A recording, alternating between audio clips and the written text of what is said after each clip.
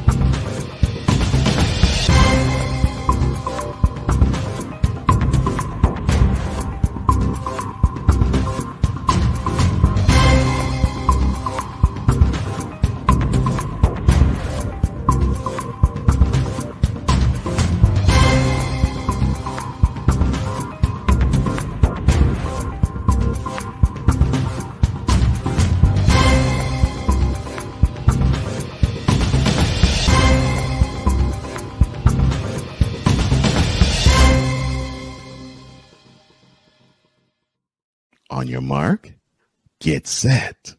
Let's go. I can't do it. We'll do it live. Do it live! I'll write it and we'll do it live! Mister, will you please wake up, wake up, wake up, wake up, wake up?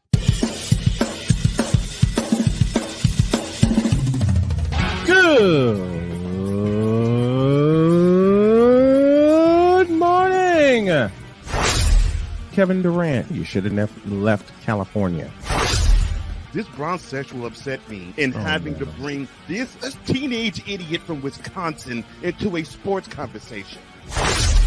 Are you really surprised that the Cowboys are giving up on Ezekiel Elliott? Whoa. Hell no! Well, no one cares about baseball. Bitch, are you for real?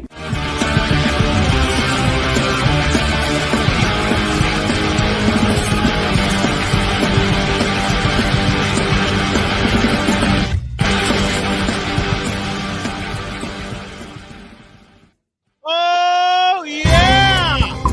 Uh-oh. I did it wrong. Of course I did it wrong. I pressed the wrong button. Duh! Okay, here we go. Good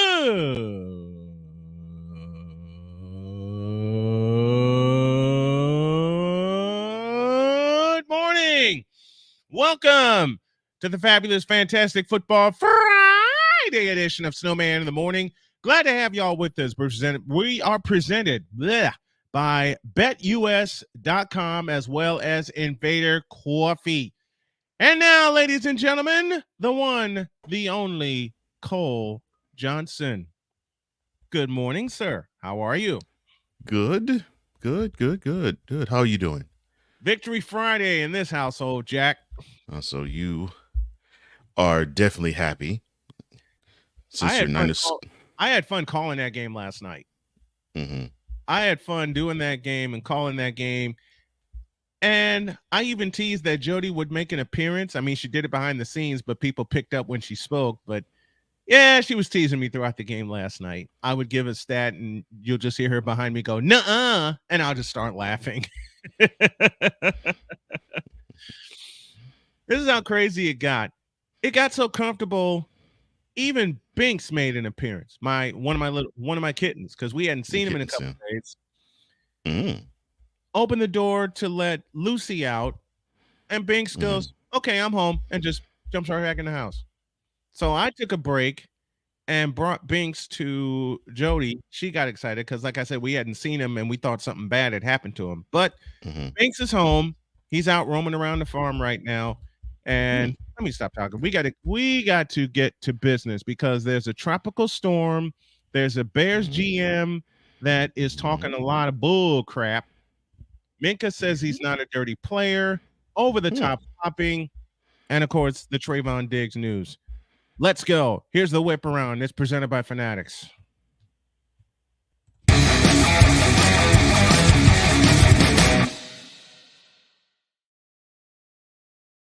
We want everyone to be safe, and this first one highlights that. A potential tropical cyclone forming in the Atlantic Ocean could heavily impact some NFL games Sunday. They issued a tropical storm warning, the National Hurricane Center did, for portions of the East Coast, as the center of a life-threatening storm surge was possible for portions of the Southeast and Mid-Atlantic coast. The center said the possible storm effects could begin today and continue through the weekend. Center also said heavy rainfall from the system could produce localized urban and small stream flooding impacts. I've been there, lived in North Carolina for 2 years. From North Carolina to New Jersey, Friday through Sunday. 3 NFL games could be impacted. That would be the Patriots and the Jets, Bills and the Redskins, and the Colts and the Ravens. I'll do a preview on the Colts a little bit later. But shut up. They're the Redskins. And I'm gonna forever tease you about that every time you say that. You fool. I know. But let's be serious. Anyone in these areas, New Jersey for the Jets, Washington for the Redskins, and Baltimore, Maryland, please, we beg of you, please take precautions and be safe. We want everyone to be safe. We want everyone to be ready in case these storms do come through. These are 3 early games, all during the 1 o'clock hour. So, and I've been through a couple of hurricanes living in Greensboro and later toward Durham. These games could very well be affected. We saw a couple games last year, one in Jacksonville, Florida, be affected by the weather. So we want everyone to please be safe when dealing with these. Let's go on. All right, here we go.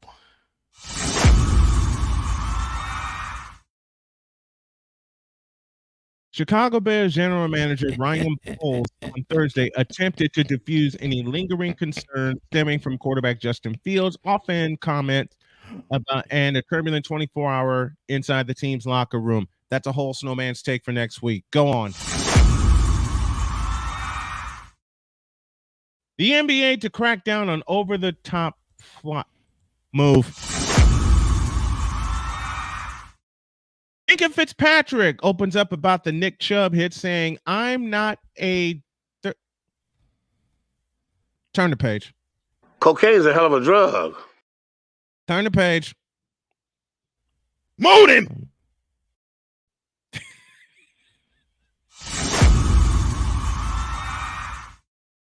Last but not least, one of the most devastating injuries this year, aside of Nick Chubb, and I hate this for the Cowboys, Trayvon Diggs out after tearing an ACL in practice. That occurred Thursday. News came down Thursday night that Diggs is lost for the season, and that is going to hurt the Cowboys, and that's also going to hurt Trayvon Diggs' career, because you and I have seen over the years, over 4.5 decades of watching sports, no matter what the sport, anybody with an ACL tear is going to go through some hell. Aaron Rodgers is going through it now. Trayvon Diggs going through it now. We saw what happened to Kevin Durant.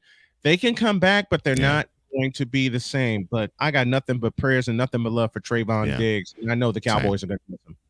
Same. And what really sucks about it is Trayvon actually looked like, out of the criticisms that people were saying about his game, it looked like he actually took them to heart and he improved. And I saw him take less gambles and actually play more sound football. And I was thinking to myself, wow, this could not have happened at a worse time for his career, because I think he would have he was in the midst of taking that next step. And most of the criticism stems from the playoff loss in Santa Clara against the 49ers. And of course, that one catch that George Kittle made, and Diggs went for the shoulder, went to make the shoulder hit instead of playing the ball. Kittle's able to corral it.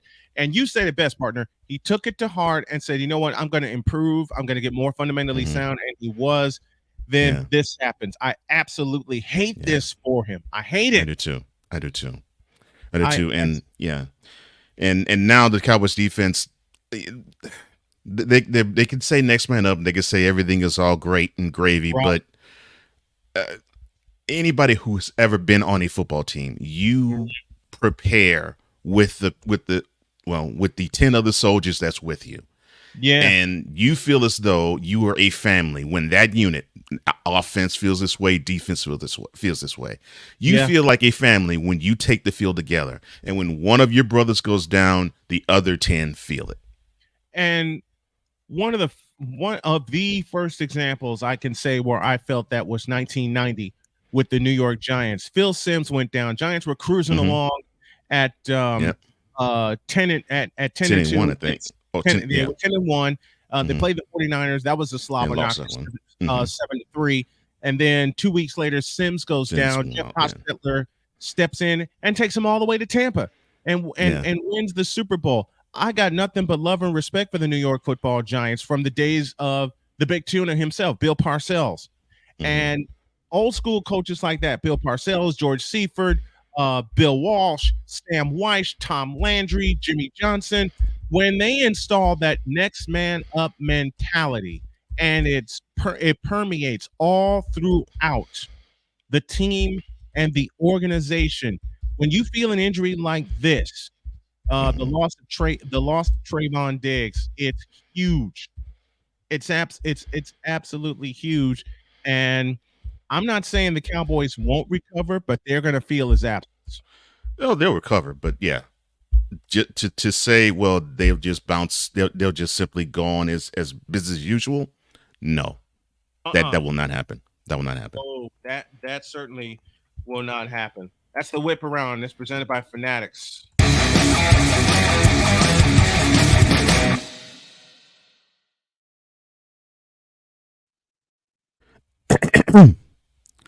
And now batting, the man who is looking forward to the next season already after 3 NFL games, number 420, Wize El Jefe.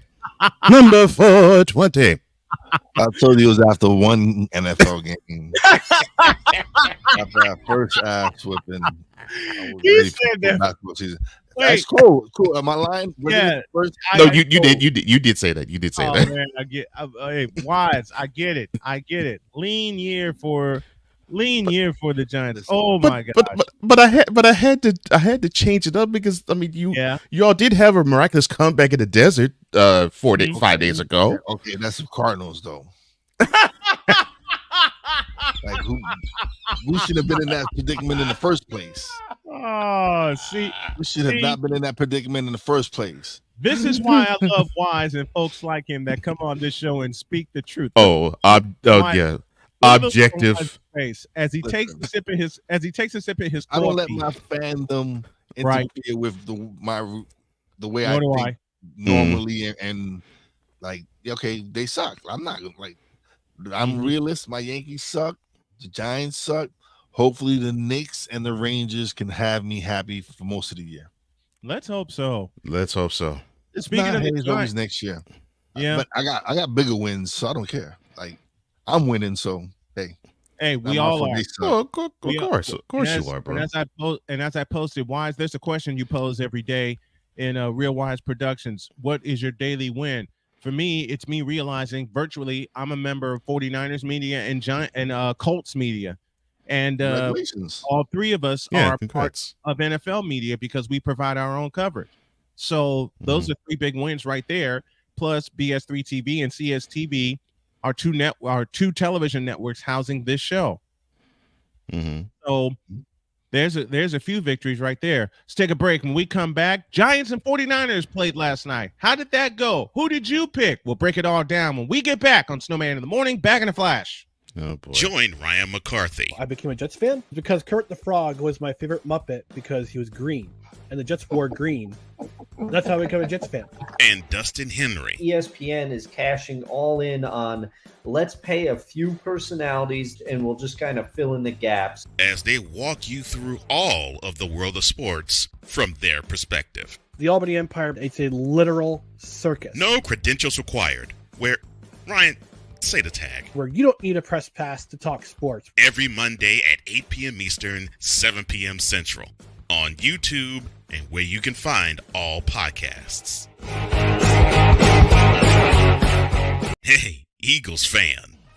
Join my man Cool McCain and a host of others as they break down every single game, every single week in an objective manner and also from a fan's perspective as well. Remember, this cast feels just like you. Nobody likes you. And you don't care. Fly, Eagles, fly.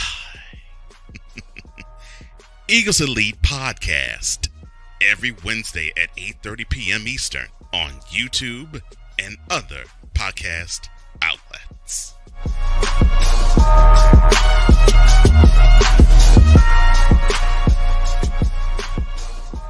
Join the transporter to Hades. Your butt and gut becomes one. Join the reformer of hooker whores. This is my daughter, Placenta Booty Johnson. Join the bronze god. Whenever you are in distress, take off your baseball cap and throw it in the air. Join your very own superhero of broadcasting, Chris Bass. So whatever color crayon they get, they palm it and do 2 circles, and that translates to, I can beat up black people. As he takes you through the week's paces in Baseline.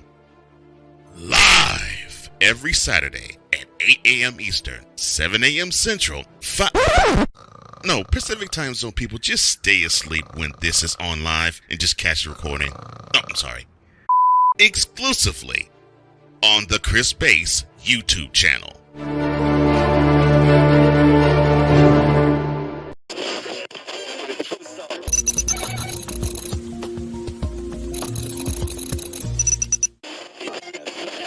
You fool!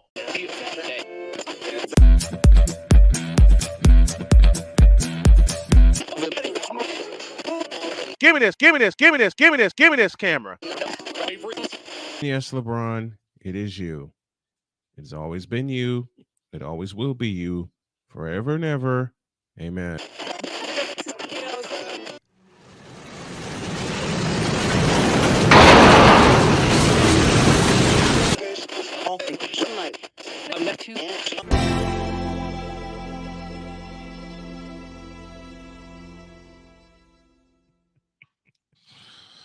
Why is that so hilarious to me?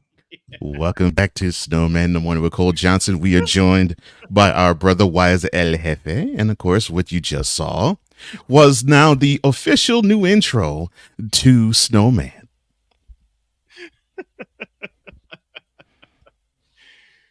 You realize you had my wife laughing so hard with that intro that she got up and walked away. Before she walked away, what did she say about it? Nothing.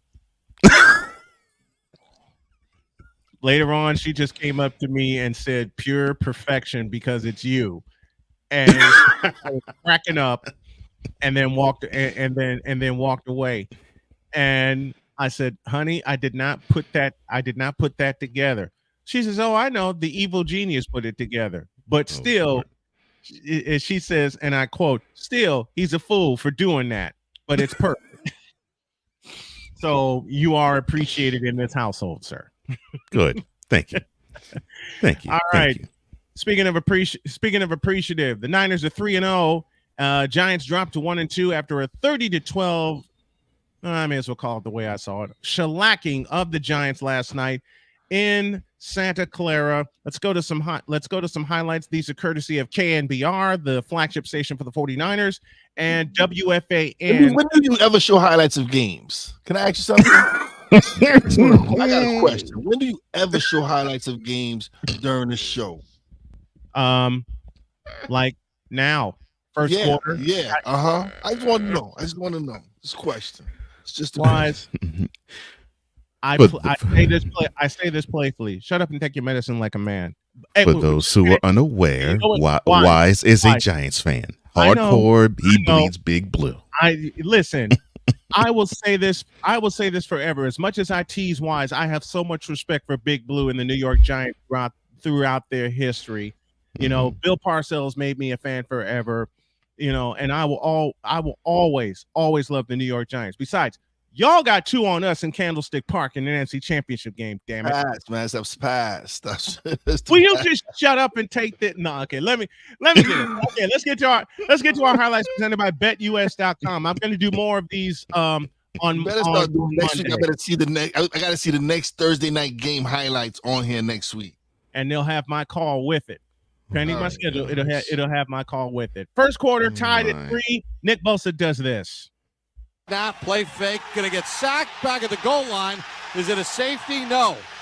They say he's stopped at the 1. Bosa got the sack, his first of the year. Yeah, they fooled no one with that bootleg there. Looks like they were waiting for that one. And I did show some better Giants highlights. 3 apiece remains the score. Then Christian McCaffrey does this. Snap. They throw it towards So the this end is the zone. touchdown It of the is bell. caught by Ronnie Bell. Penalty. Flag is down. Do I give it? Touchdown! San Francisco. I believe this is going to be on the Offsides New York Giants, Giants. right? What an anticipation throw from Brock Purdy. Oh, my God. Down and Purdy anticipating and throwing that ball before Ronnie Bell even made it. Ronnie Bell with that Made his touchdown turn. made the score 10-3. Greg Papa on the call for KNBR. Bob Papa on the call for WFAN for the New York Football Giants. That made the score 10-3 at the time. And something I said during my broadcast last night, the Giants were hell-bent on taking the run away. And Wize, you said it yesterday, and you said it so perfectly. The Giants blitz the most in the NFL. And that was the key for the Giants last night. We talked about it yesterday. The key was for the Giants to put as much pressure on Purdy as possible. Early on in the game, Purdy was off his stride. He was not statistically doing well, but when plays had to be made, the 49ers made the plays. It was still 10-3 at that point. Later on in the second quarter, this is Christian McCaffrey's touchdown. Inside gun run to McCaffrey. Touchdown! CMC! The way he can get through those little creases, 3 or 4 cuts, playing off the blocks in front of him. Brendel had a huge block. Burford had a huge block. They were stunning the front. That made the score 17-3. Giants got a field goal at the tail end of the first half from Graham Gano, 57 yards out. That made it 17-6. And after a penalty against the 49ers in the second half, after their first possession, gave the Giants the ball at the Niners 37, and then Matt Breida paid off the drive. Handoff, Breida dashes up the middle. Breida to the 5. Breida to the goal line. Is he in? No signal. Yes, touchdown Giants. Matt Breida, the former Niner, races it in, and the Giants score here in the third. That made it 17-12. Oh, so the Giants did have a highlight in this game.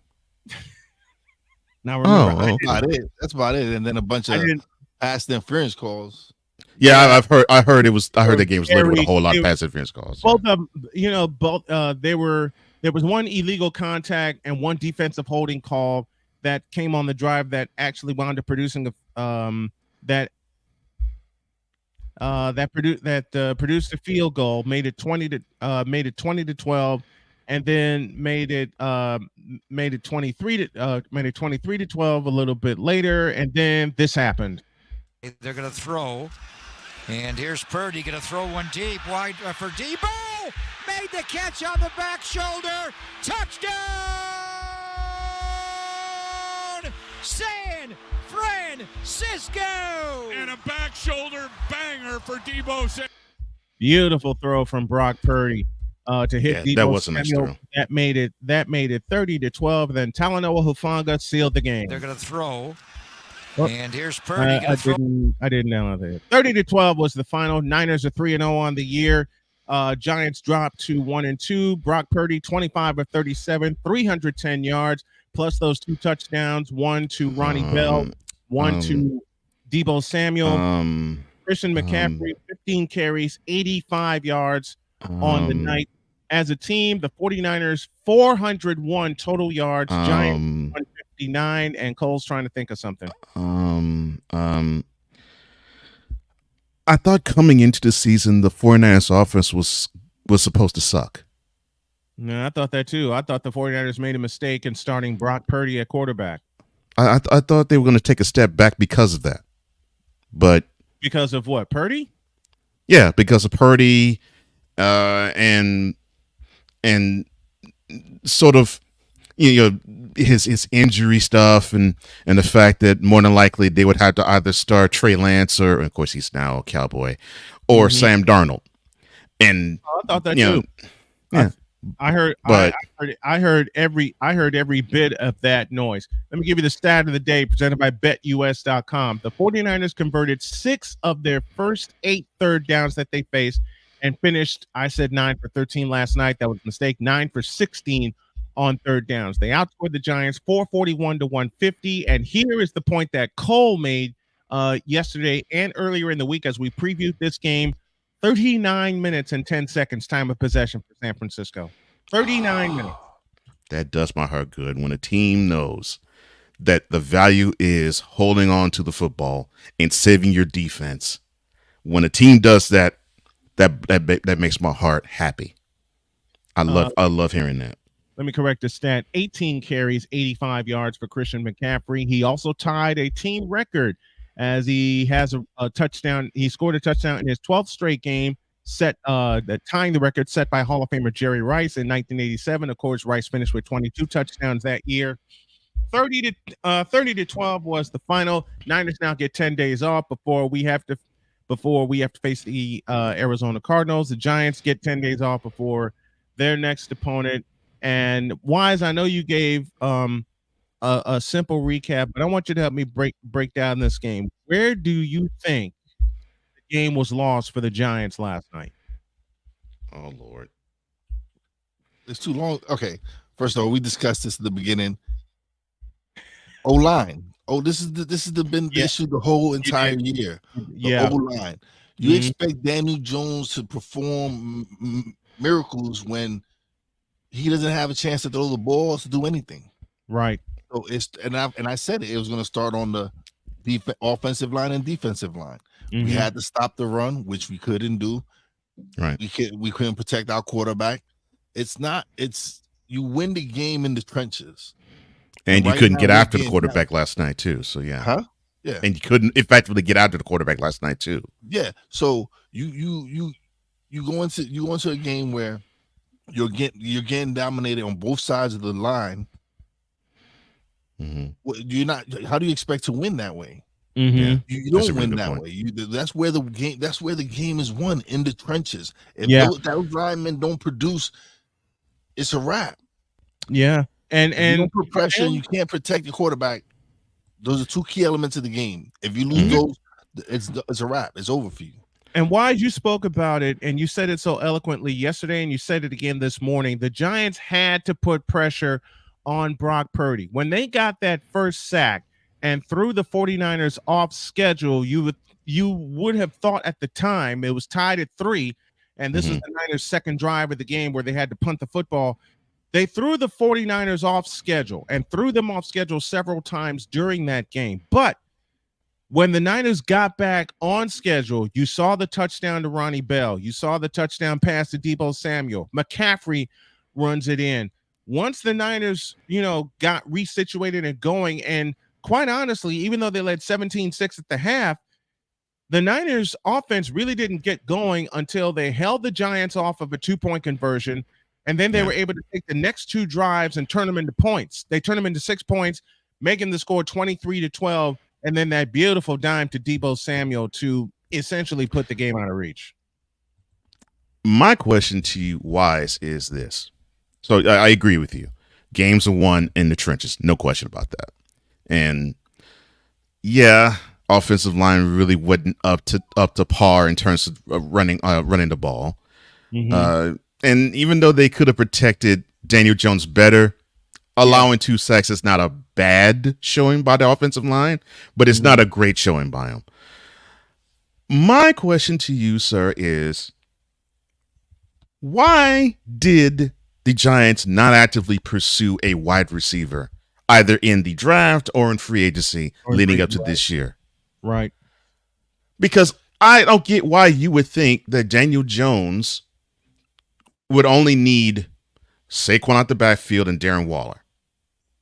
Well, we thought they thought they were getting something in Paris Campbell. Jalen Hyatt was the best receiver in college football last year. Let's not forget that. He was the best college football receiver in college football. I guess I get it. It was the big game was against Alabama, and he had, but he won the Biletnikoff for best receiver. So they did draft. So it's young. They're still got Jalen Hyatt still has to learn the NFL. Right. Not having Saquon is a big blow because it changes. Now we have to pass. We don't have a reliable running game. Eric Gray's a rookie. Breida, we know what he is. He's a serviceable backup. Without Saquon, you become one dimensional, and so now you're double teaming down Waller. Which they did last night. You really don't have the chemistry with Jalen Hyatt and Paris Campbell because they don't play any games in the preseason. Like they play 1 or 2 series and that's it. Preseason, and that's it. And how do you expect them to really gel if they're not getting the experience in live action? So that's the issue that I have with the way they do preseason. I guess I get it, injuries and stuff like that. But look at now, injuries are still happening. Even a bigger clip. Yeah, much bigger clip. Some of the numbers last night. Daniel Jones, 22 of 32, 137 yards. He threw an interception. That was the Talanoa Hufanga. Matt Breida, 4 carries, 17 yards. You mentioned Wize, former 49er, got the lone touchdown for the Giants last night. As a team, the Giants rushed 11 times for 29 yards. Meanwhile, Elijah Mitchell alone rushed 11 times for 42 yards. I don't even have to put McCaffrey's numbers up there, 18 for 85 plus a touch. But Elijah Mitchell by himself outrushed the New York Giants. And it goes back to what Wize said a few moments ago. Games are won in the trenches. And the Giants couldn't establish the trench last night, even though they did get to within 5, 17-12 in the third quarter. Did it seem to you guys that the Giants really didn't, I'll say it bluntly, have a chance last night? Because we thought this would be a slobber knocker of a defensive battle last night. We all said this. You know something? I actually thought when you asked Wize the question, what did the Giants do that would make you think that they were going to win the game? I thought his answer was actually going to be take the field. Right. Because and I'm not saying this to poke fun at him or even the Giants, but I'm saying from the standpoint of I actually felt the Giants deflate a little bit when they saw Saquon getting helped off the field in the desert. It was and then when you got the game-winning field goal. It even when I was talking with Wize Monday, Tuesday, and Wednesday leading up to yesterday, I didn't get the Giants got one feeling. Right. I got the God, this is gonna suck. So Saquon's gonna be out, and we're gonna go to Santa Clara. This is gonna suck. That was the feeling I got. Now I didn't hear those words per se out of Wise's mouth, but that was the feeling I got. Yeah, because again, I am a realist. I'm not like these Jets fans who think that they got a shot, even though they're playing Zach Wilson.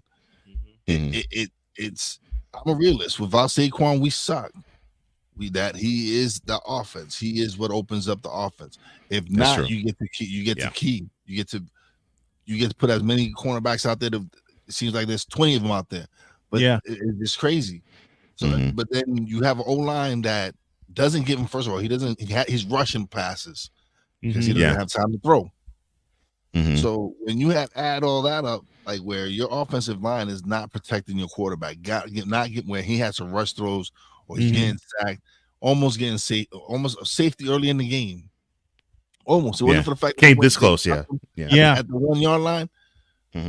So they need to start correcting things. I do believe that they do have the right people in charge, and they will eventually fix it.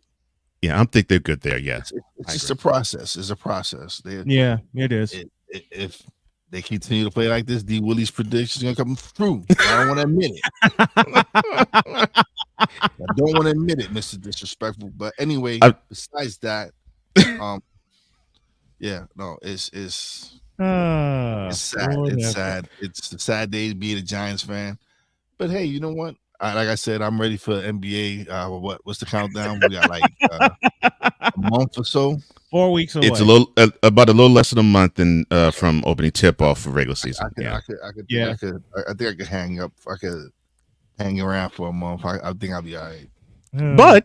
But you still have this on tape. I fired the first shot because I was tired of him sending these memes about the Cowboys.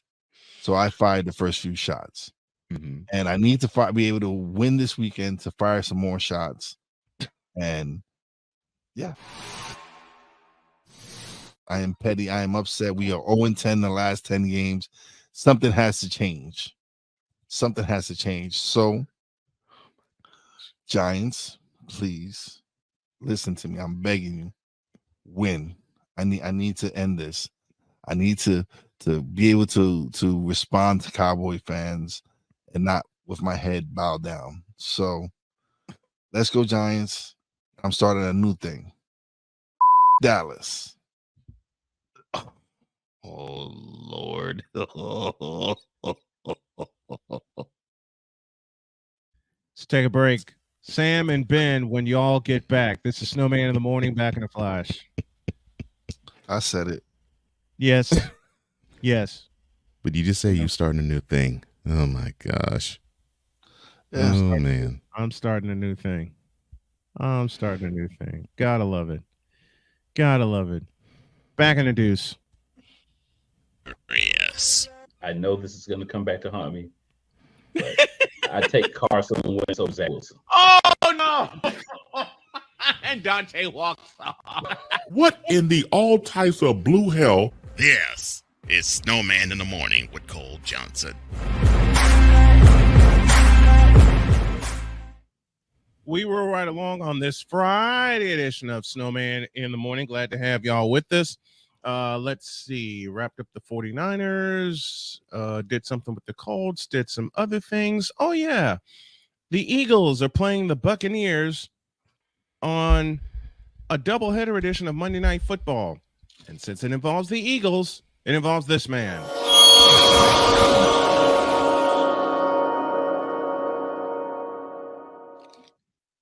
Sam Shady now joins us on the Invader Coffee guest line. Good morning, Sam. How are you? Doing great, Brian. How are you this morning? I'm doing good, man. Niners won last night, and I've expected the Eagles to do the same on Monday night to keep up. I'm hoping. I'll tell you what, though. This is a sneaky good matchup. Tampa Bay's defense might actually be perfectly designed to contain Jalen Hurts in this offense. How so? What's the first thing that you look at? What's the first thing you see when you see this Tampa Bay defense going up against Jalen Hurts and the Eagles? Well, the first thing I look at are those pass rushers on the outside edge. You look at Shaq Barrett and Joe Tryon, and both of those guys are just unbelievably athletic. So they're more outside linebackers than they are true defensive ends. Obviously, they run a 3-4 front there. So it makes a lot of sense that these two guys will be used to kind of set the edge and kind of force Jalen Hurts to stay in the pocket as much as possible during this game. We'll probably see some containment or coverage sacks due to this, and I expect that this defensive line will do some damage this weekend. How good is this Tampa Bay Buccaneers team? Because a lot of folks really wrote them off after Baker was declared the starter, part one, and part two after Tom Brady retired.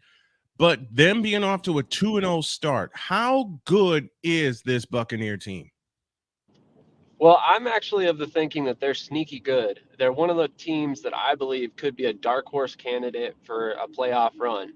I don't know that they're going to make it too far in the playoffs, but if they make the playoffs with Baker Mayfield after losing Tom Brady and they're able to move forward with that momentum into 2025, I honestly think you got to consider that a win for the Buccaneers, given everything that's gone on, over this offseason. What kind of turned the light on for what do you think turned the light on for the Buccaneers as we preview this game on Monday night?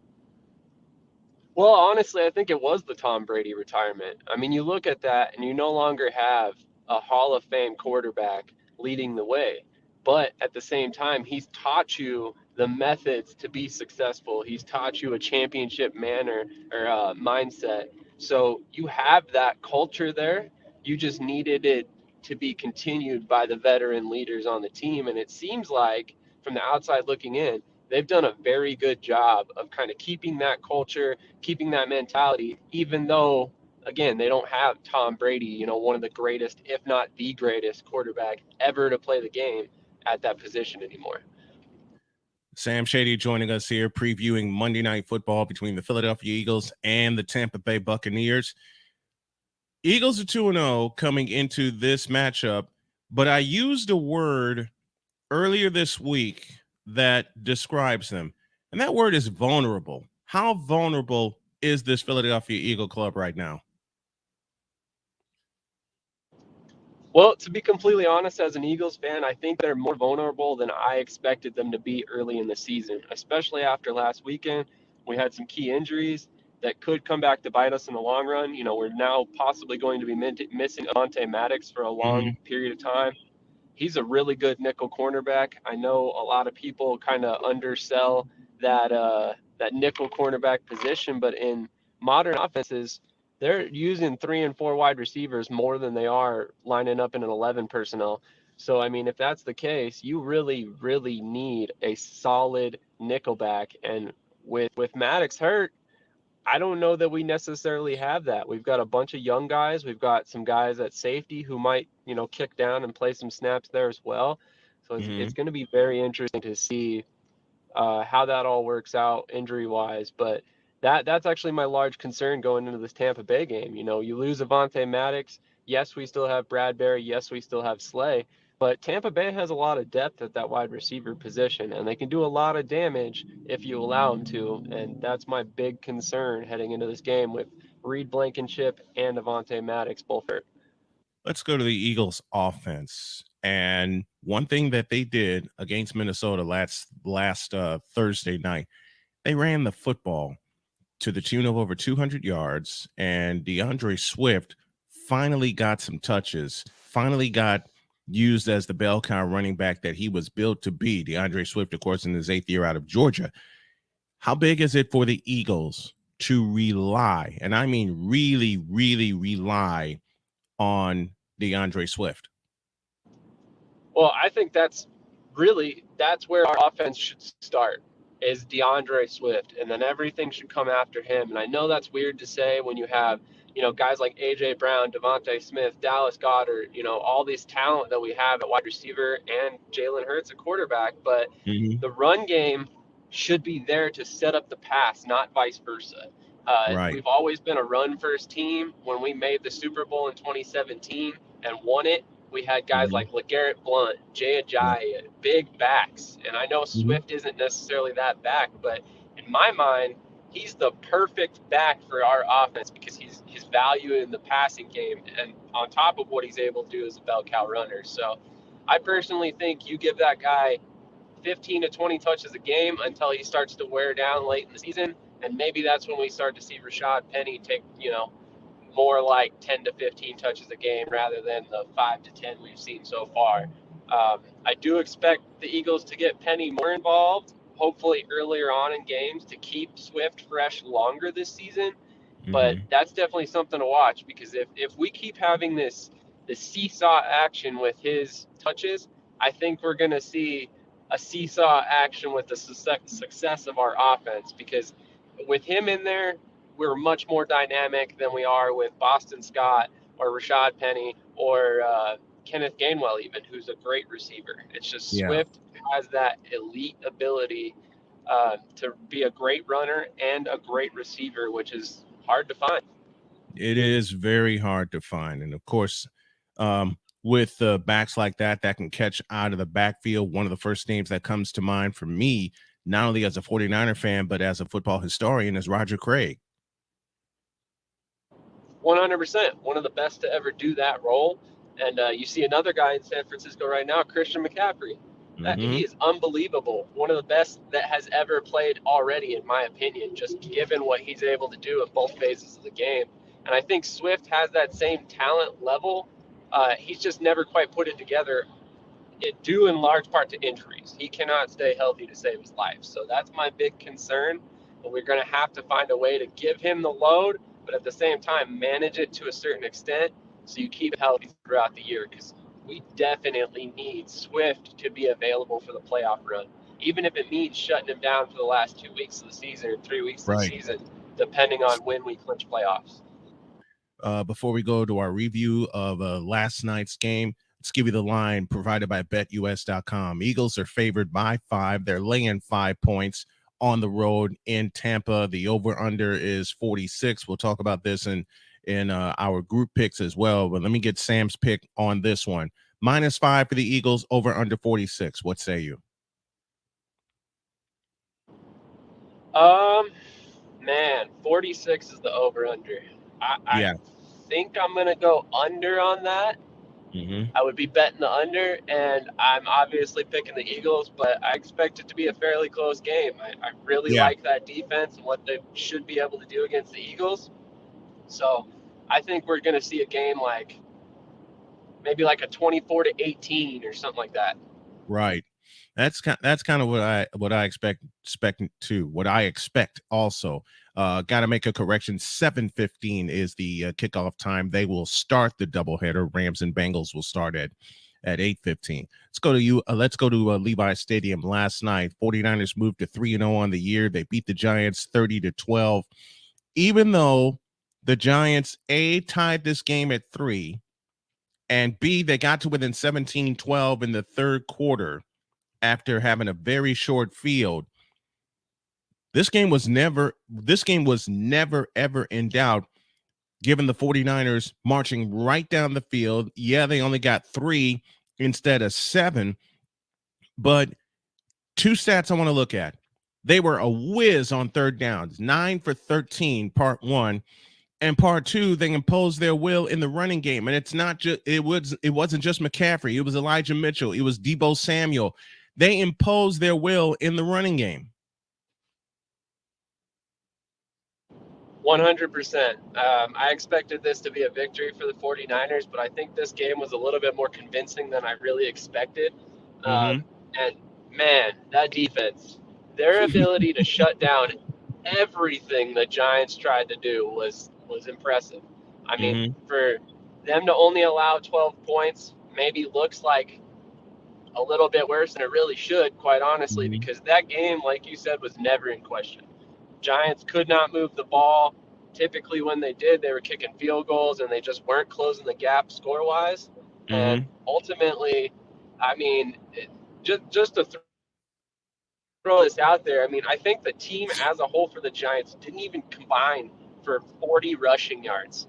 It was literally 29 rushing yards.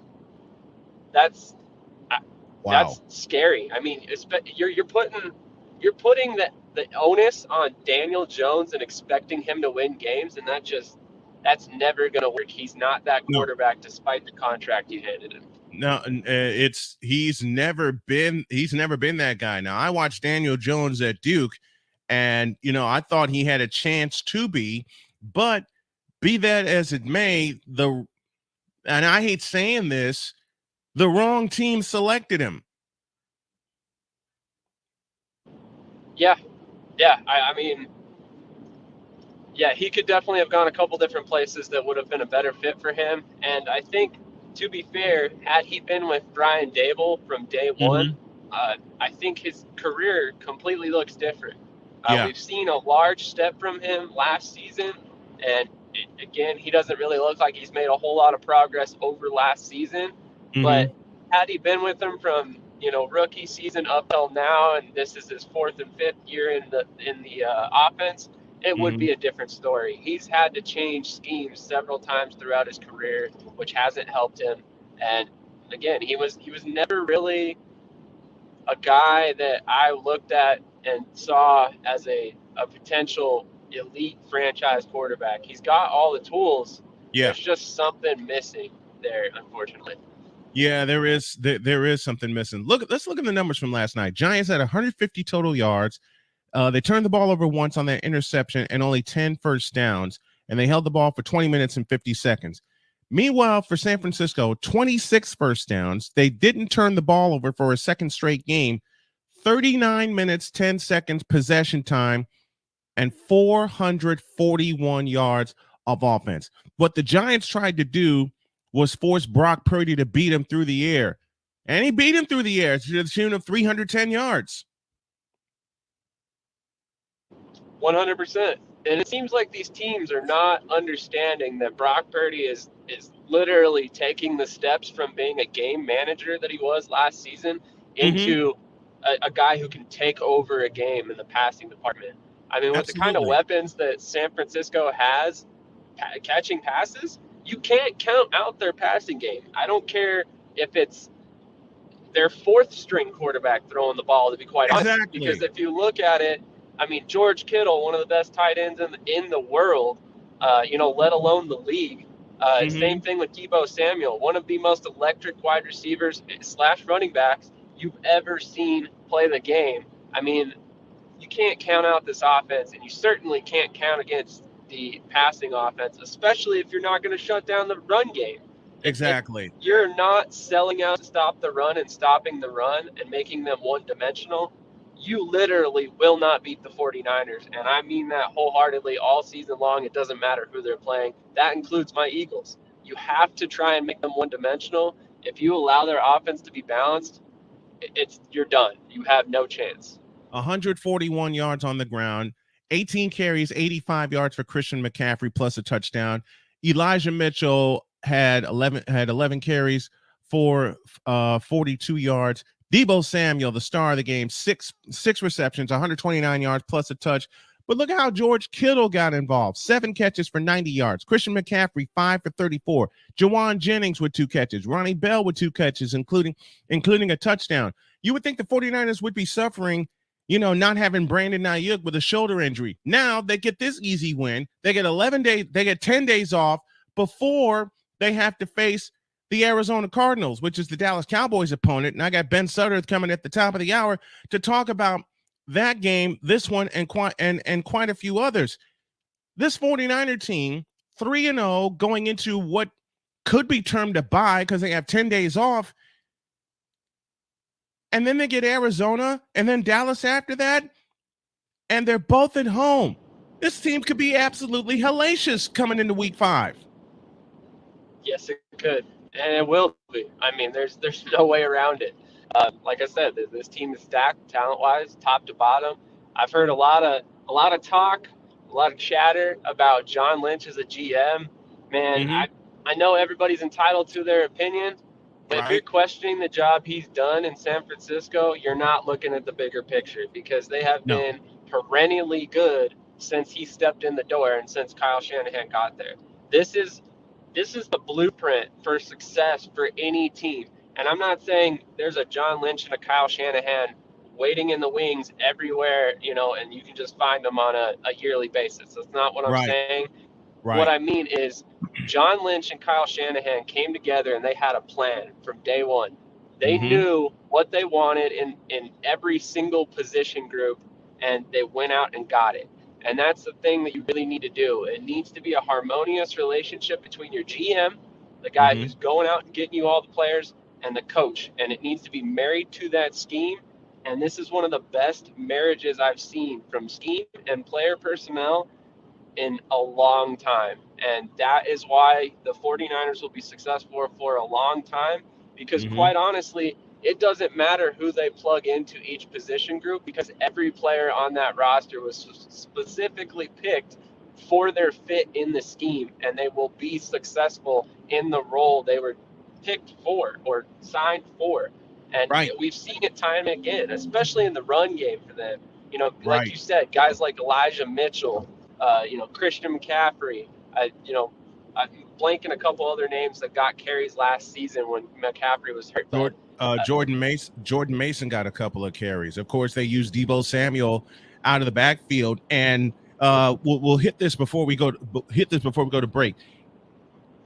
Who would have thunk that Deebo Samuel out of South Carolina would be and have such an impact for such a powerful franchise that Samuel has had for San Francisco? You spoke about it a few moments ago, the perfect marriage between player and scheme and team. You're seeing it right now with Deebo Samuel. How big has Deebo Samuel been for these 49ers?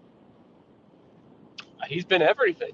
He's been everything for that offense. I mean, don't get me wrong, Christian McCaffrey is kind of the X factor at this point. Right. But without Deebo Samuel, is Christian McCaffrey facing 8-9-man boxes every game? I mean, because honestly, that would be my way of beating the 49ers if they didn't have, Kittle and Deebo Samuel out wide. Because ultimately, who scares you? I mean, like Brandon Ayuk is good, but I think he's good because of the fact that he's not the number one option at this point in his career. Exactly. He's always had guys to support around him. And that's why you see a guy like a Ronnie Bell stepping up when he gets hurt, because again, there's so much talent on that offense. Who do you double team? Right. I mean, really. It's like the Niners of the 80s. You double team Rice, you got John Taylor. Take away Taylor, you got Brent Jones. Take away Jones, you got Roger Craig. Take away Craig, you got Tom Rathman. I mean, the late great Hank Stram said it best during Super Bowl 24, the radio call. Who do you try to stop? Exactly. And that's the thing about this offense, not to spend too much time harping on how amazing it is, but you don't really need a world beater at quarterback, and yet they somehow stumbled across a guy who looks like he's got all the tools to eventually do that. And he's getting the scary part is he's getting better. He's yet to turn the ball over, hasn't thrown a pick, there was a fumble. That was in week 1, but it didn't lead to any points. He's borderline perfect. He's got an over 100 quarterback rating. And like you said, Sam, they stumbled into Brock Purdy. Brock Purdy was supposed to be nowhere on this roster, and yet Mr. Irrelevant has become very irrelevant for the 49ers. Exactly. And I mean, honestly, this just goes to show you that, again, the 49ers are going to be successful for the long term. If you can plug in various different quarterbacks and still find success, like at that point, what do you have to worry about? I mean, what do you literally, have to lose? What do you have every to other win? team in the league is searching for that guy, and you're just over here, hey, we'll try Trey Lance. He does okay. He didn't light the world on fire, obviously, but Brock Purdy comes in, plays really well. Josh Johnson in that playoff game played really well before his injury. I mean, it's clear that Kyle Shanahan and John Lynch, again, they know exactly what they need in a quarterback, and they go out and get it. And obviously, I'm not here to say that they didn't whiff on Trey Lance, but if I'm being completely honest about that situation with Lance, I don't think you see him traded if Brock Purdy's not there. Exactly. And to me, that's another sign of being a good GM, because they identified that Purdy was going to be the guy going forward, which I did not think they would do. I said it here on Snowman in the Morning at one point, by the way. You did. And this was in the midst of the Niners going on a 10-game winning streak to close last season. And the game that scared you the most was his first start against Tom Brady in Tampa Bay. That's when you voiced this opinion that you're going to repeat. 100%. And I thought that Trey Lance would always still get a chance to start this season in 2023. But I was wrong. They ultimately made the right move. They avoided a quarterback controversy that was never a good idea in the first place. And they ultimately got rid of Trey Lance, arguably a little bit too early rather than too late. And that's honestly the hallmark of a good team. We see Bill Belichick do this in New England all the time. All the time. He will literally get rid of a problem before it ever becomes a problem. And that's what good teams do. And here we are watching the 49ers essentially follow that blueprint to a T in order for them to find success long term. And again, I think we're looking at another dynasty. We're going to have the Kansas City Chiefs. We're going to have the San Francisco 49ers, the Philadelphia Eagles, and the Buffalo Bills are going to be really good teams for the next 4 to 5, possibly longer, maybe even 10 years, because the way they're built. And it's going to be so huge. Sam Shady joining us this morning, talking all things NFL football. It's a football Friday. That means Sam has to join me. I love you, Sam. Thank you so much. I can't wait to talk to you next Friday for some more football. Absolutely. Next Friday, I wanted to throw out there, we should possibly touch on the XFL, USFL potentially merging We will. going forward. We will definitely touch on that next. We will definitely touch on that next Friday. If not, tape something earlier in the week. Thank you, Sam. Appreciate you, partner. Sounds great. Have a great rest of your weekend.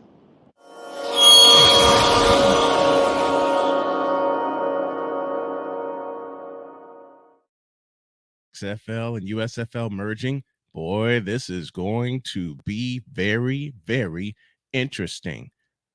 Ben Sutterth on the way after this. Because we take this job so serious. Y'all know what?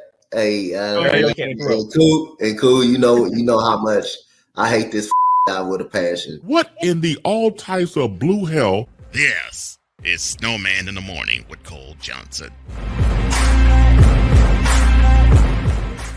Join the transporter to Hades. Your butt and gut becomes one. Join the reformer of hooker whores. This is my daughter, Placenta Booty Johnson. Join the bronze car. Whenever you are in distress, take off your baseball cap and throw it in the air. Join your very own superhero of broadcasting, Chris Bass. So whatever color crayon they get, they palm it and do two circles, and that translates to, I can beat up black people. As he takes you through the week's paces in Baseline. Live every Saturday at 8 a.m. Eastern, 7 a.m. Central, Pacific Time Zone people, just stay asleep when this is on live and just catch the recording. Exclusively on the Chris Bass YouTube channel. BS3 Network. Changing the way you watch TV.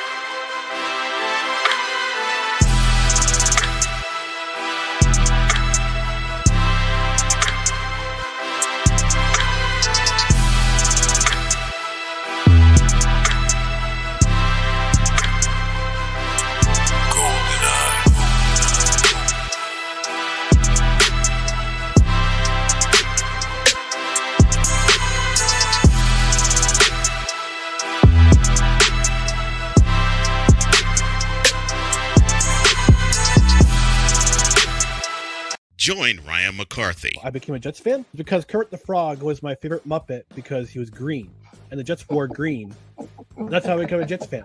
And Dustin Henry. ESPN is cashing all in on let's pay a few personalities and we'll just kind of fill in the gaps. As they walk you through all of the world of sports from their perspective. The Albany Empire, it's a literal circus. No credentials required. Where, Ryan, say the tag. Where you don't need a press pass to talk sports. Every Monday at 8 p.m. Eastern, 7 p.m. Central.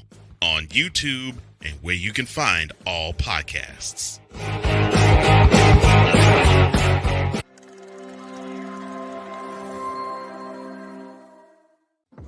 Because we take this job so serious. I know this is going to come back to haunt me. But I take Carson Wentz over Zach Wilson. Oh, no. And Dante walks off. What in the all types of blue hell? Yes, it's Snowman in the Morning with Cole Johnson.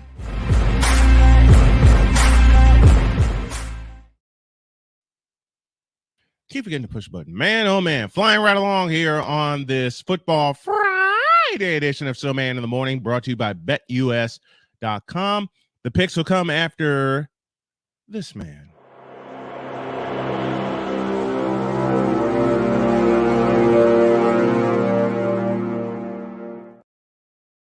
The owner, manipulator, and the operator of the BS3 network, a network that houses this humble show. Ben Sutter, the third, joins us right now. Good morning, Ben.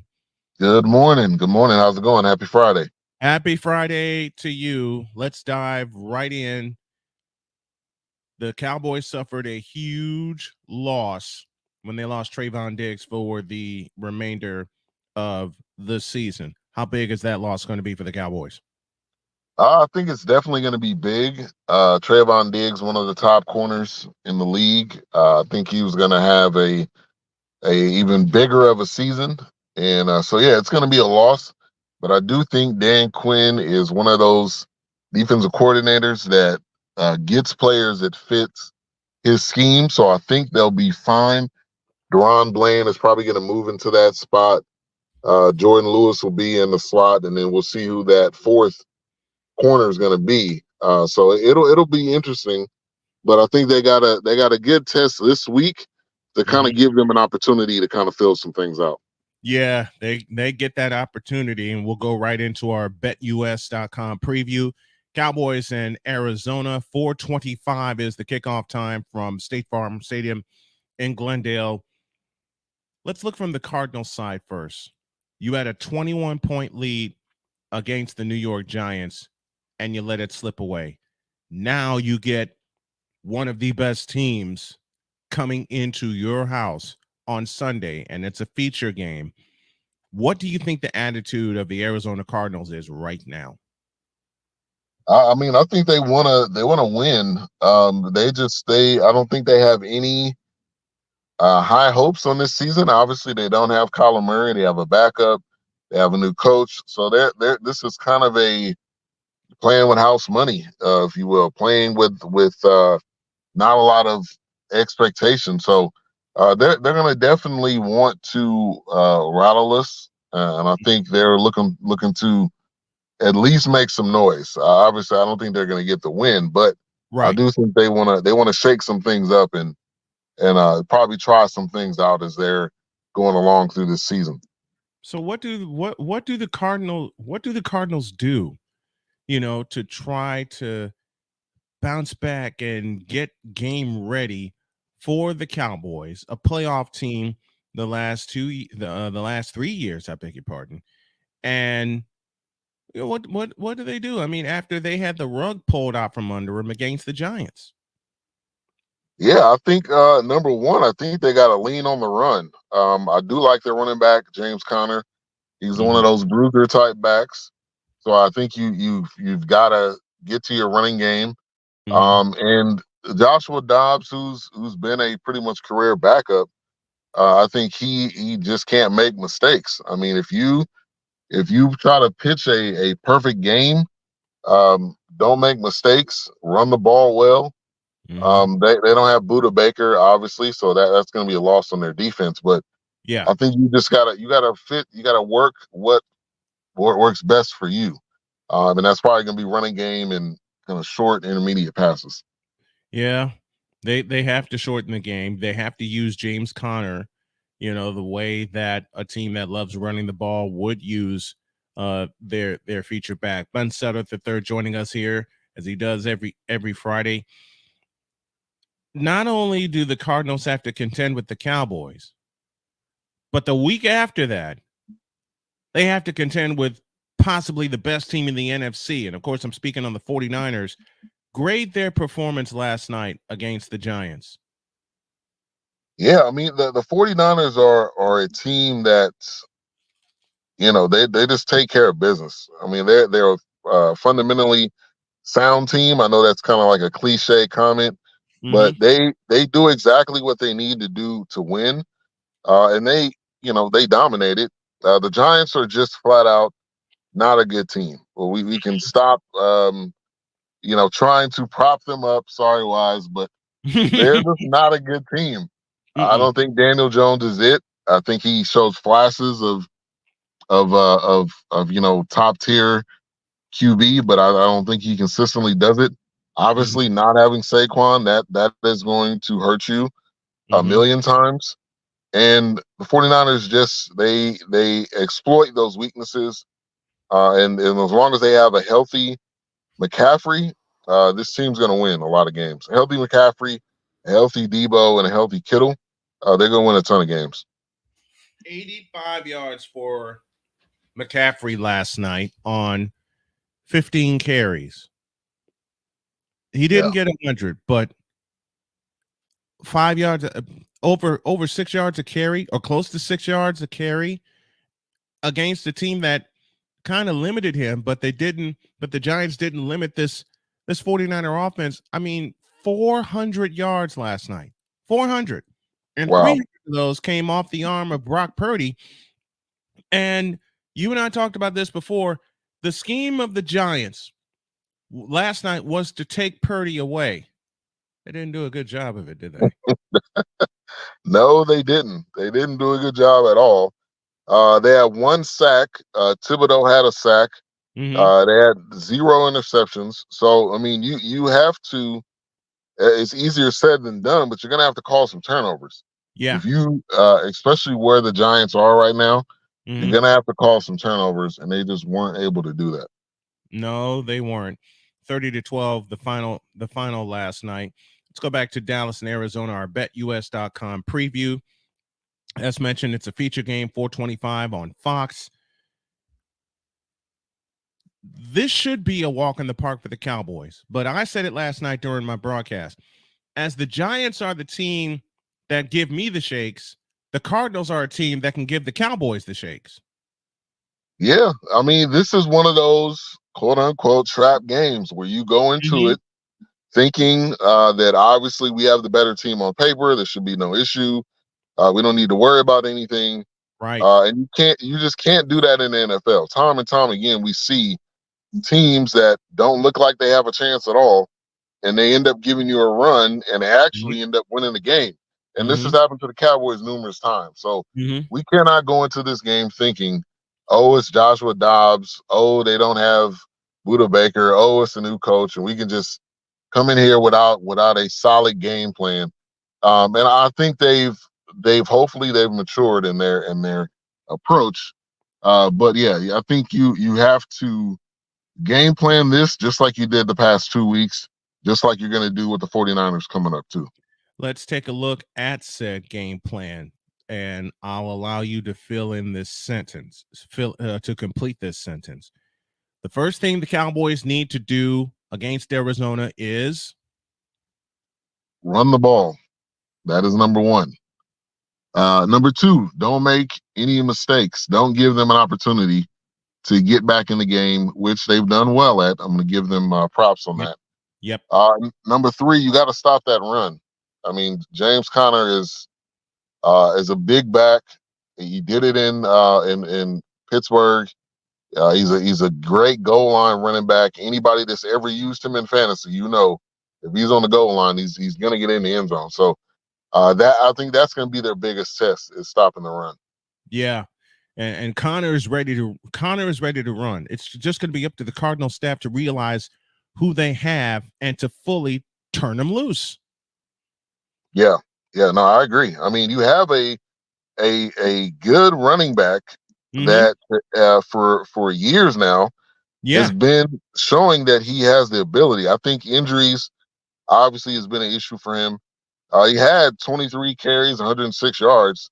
Against the Giants and a touchdown. He's averaging 4.5 per carry. So to me, there shouldn't be a lot of question marks on why or if you need to use them. You just need to use them. Yeah. If I was one. Yeah. You have to use them.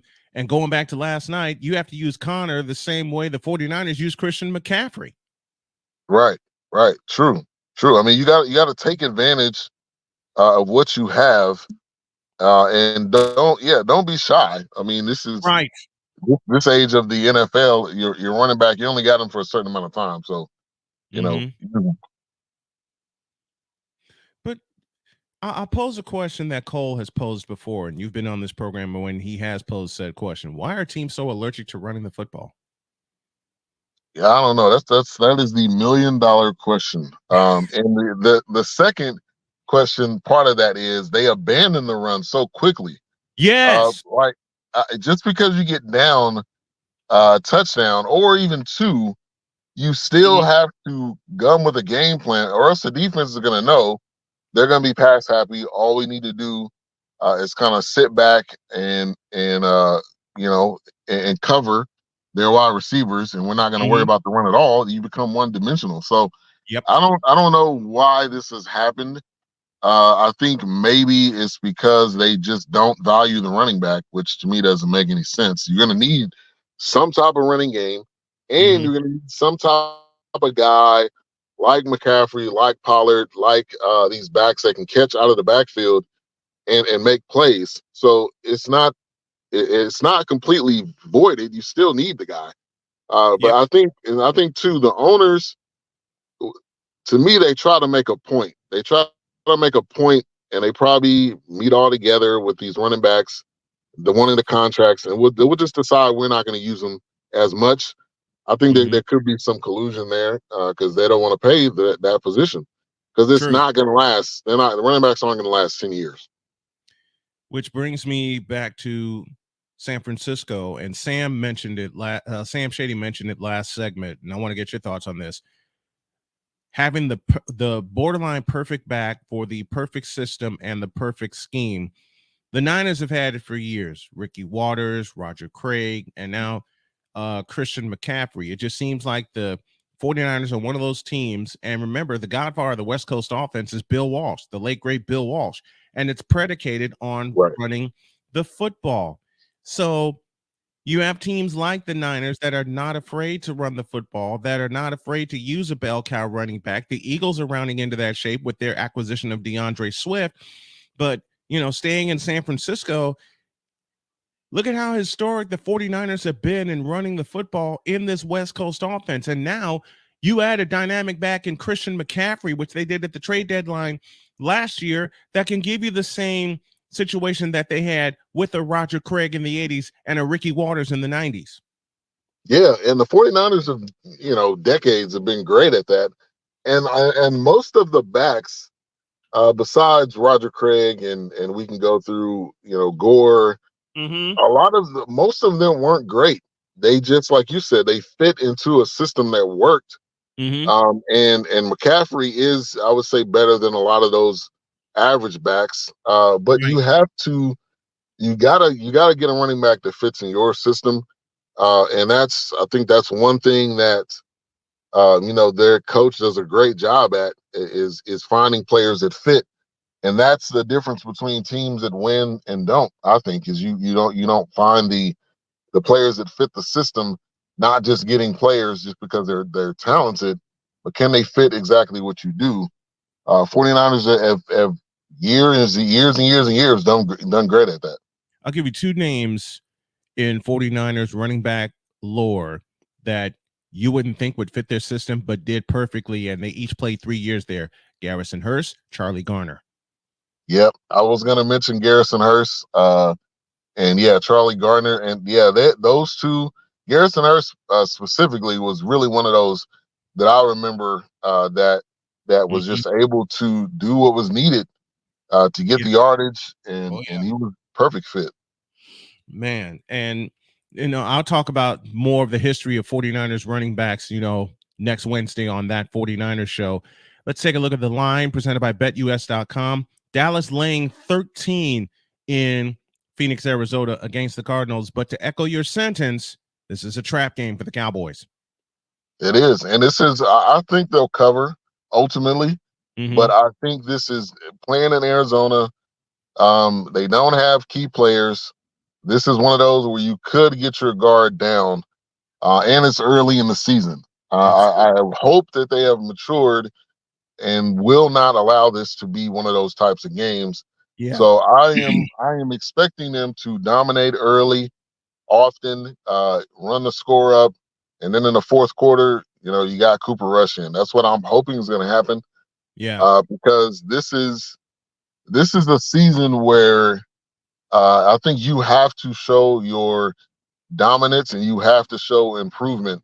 Because this is obviously it's a long season, but you build on that confidence as you go throughout the season. So you can't. I think they've got to really be focused on the goal at hand. And if you are Dallas, you must look at this as a tune-up game because you have the defending NFC West champions coming. You have to go to Santa Clara to face the 49ers, which has now become a house of haunts for the Cowboys, given what happened last January. But overall, since I'd say 1997, going to face the 49ers has been a house of haunts for the Cowboys. Yeah, it 100% has been them. So going up against the 49ers has a lot of meaning this year. Obviously, they lost to them twice in the playoffs. Yep. But this, to me, that's the number one game on the schedule for the first half of the season, because October 8th. There's a lot that's riding on that one, and it's Sunday night, so you know everything aligns. You know, Sunday night football, playing in Santa Clara. You lost to them twice, so I'm that one is definitely penciled and should be penciled on all of their schedules. Yep.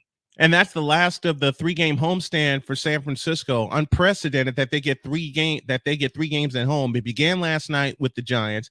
Next Sunday they see the Cardinals at 4:25, and then the big one against the Cowboys. And I know we're looking ahead. We're coming up on a break in a couple of seconds, but looking ahead, say the Cowboys get the win over Arizona, and they each come into that game October 8th 4-0. How nervous are the Cowboys going to be going into Santa Clara October 8th on Sunday Night Football? Yeah, they're going to be nervous regardless, because no matter what their record is, because they just have not fared well against them. I do think if you're undefeated, it gives you some confidence, but they're going to be definitely shaking in their boots, because this is not a team that they've been able to show any type of dominance against. None at all. I mean, and the 2 losses were 2 playoff games. Right. They were 2 playoff games. One in Dallas, that was of course the wild card, and one in Santa Clara. That of course the divisional. And now you're going into that game, looking ahead again. You're going into that game minus Trayvon Diggs. And should the 49ers get healthy and get Brandon Ayuk back, they have 10 days off now after their dominating win against the Giants. And I'll say it again. I'll say it the way I said it to Sam last segment. There could absolutely be hellacious coming out on Sunday night, October 8th in Santa Clara in front of the faithful. My goodness. Yeah, because you know the 49ers are going to pick on whoever that corner is. That corner that hasn't played a lot, that third or fourth corner, they're going to pick on him all night long. So yeah, there's a lot riding on that one. Yeah, there is. But they got to take care of business here against Arizona. That is Ben Sutter III joining us here as he does every single Friday. Thank you, my friend. I love you. Thank you to the BS3 Network for housing this program. My entire staff appreciate you. And a message from Dr. K, who is my chief financial officer and one of my programming experts. She thanks you as well for believing in us and believing in this program and in this project. Definitely. Thank you as well. As always, Cole Sports at 2 and Papi J and Wize at 8, right here on BS3 TV on Roku. Appreciate you. Man, appreciate you. Thank you, Ben. All right.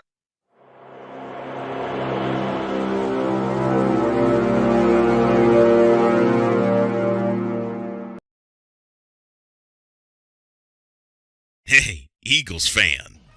Join my man Cool McCain and a host of others as they break down every single game, every single week in an objective manner, and also from a fan's perspective as well. Remember, this cast feels just like you. Nobody likes you. And you don't care. Fly, Eagles, fly. Eagles Elite Podcast. Every Wednesday at 8:30 p.m. Eastern on YouTube and other podcast outlets.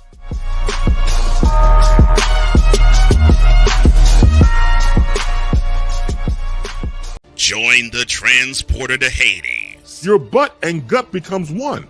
Join the reformer of hooker whores. This is my daughter, Placenta Booty Johnson. Join the bronze car. Whenever you are in distress, take off your baseball cap and throw it in the air. Join your very own superhero of broadcasting, Chris Bass. So whatever color crayon they get, they palm it and do 2 circles, and that translates to I can beat up black people. As she takes you through the week's paces in Baseline.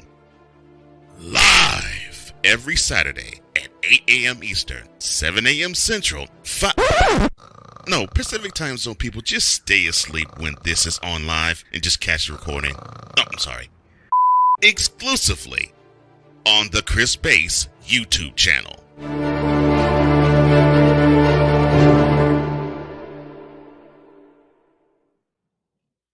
My partner has no sense. My partner absolutely has no sense. And I'll use a word that Bass used when you did that wonderful Stroke of Genius intro. I looked at half of these games, and some of them are absolutely booty. But it is week 3, and we got to do this. And I have a game preview to do. So let's go. Let's go to our betus.com game picks for week 3. And we're going to start, of course, with the 1 o'clock game. Let's start in Minnesota. Kurt Two Chainz Cousins hosts the San Diego Chargers. It's a pick 'em. This is one of those where I just throw something out there. Maybe it'll stick, maybe not. Maybe it'll end up in a tie. I don't know. I'm going with the road team, and it's going to be a very close game. Cole? You're kind of mooted, dude. Yeah, what team is Brian Staley coaching for? San Diego. Oh, Vikings. Los Angeles. Okay. All right. Vikings. I can see that. I knew he was going to go that route. I knew he was going to go that route because Brandon Staley will find a way to blow the game. So I'm going to mess this up. He'll find a way to mess this up. In fact, I'll make it unanimous. It's a pick 'em. Something's got to stick here. Tennessee and Cleveland. Cleveland laying 3 at home. It's a 1 o'clock pick. I start with Wize.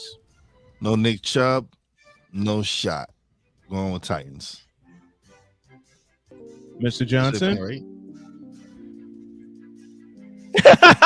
Yeah. You know how it goes, baby. Yeah, don't touch me. Don't touch me. Just throw the towel. Towel girl. Oh, yeah. Oh, yeah. Yeah, as I release, basically, I'm just giving the game to the Titans. Okay. Yeah. I'll make it Titans. I'll make it unanimous. You need some help, man. You need some serious help. Let's go to Jacksonville. Jags laying 8.5 at home versus Houston. Should be more. I'm going with the Jaguars. Cole? I would love to ride the wave of CJ Stroud actually taking care of the ball in these 2 losses they've had. Unfortunately, they don't really have any other talent to go along with them, or much talent to go along with them. You got Will Anderson on the defensive side. You got Nick Collins, who probably could be that target for Stroud. But the Jaguars just have too much for him. Jaguars. Yep. Wize, do you make it unanimous? Yes, but I got to say something. Listen, I think Houston might have the best quarterback in this draft, man. I think CJ Stroud might be that one. Yeah. I think he has a bright future. Put some weapons in the line. Put some weapons in the line. Around him. I think he can be something special compared to the other 2 that are true. I don't think Bryce Young was ready. I'm thinking CJ Stroud might be that guy. I can't wait to see what they build around him. Do we even want to look at this next one? Yeah, why not? The Jets have been owned in this series, and Zach Wilson isn't any better. This 14 becomes 15. What say you, Cole? Wow. You make it unanimous? Well, I mean, the Jets haven't beat the Patriots since December 2015. And I'll put it this way. Matt Jones is horrible. Zach Wilson is horribler. Patriots. And this is a man who prides himself on. Yep. Green Bay laying 1.5 in Lambeau Field against New Orleans. Yeah, I'm going with the home team.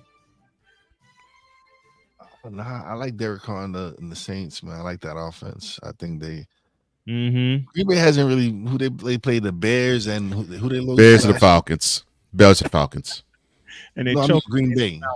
Yeah, they played the Bear. They played the Bears, Chicago. They played the Falcons in Atlanta. Yep. And we all know what's going on with the Bears. They choked against the Falcons. Yeah. Wize. I said New Orleans. Oh, he's going for the upset. Mm. He's going for the upset. To South Beach we go. Denver and Miami. Miami laying 6.5 at home. Yeah, I don't trust Russell Wilson. I'm going with Tua and the boys. Cole. I'm taking the points. Yeah.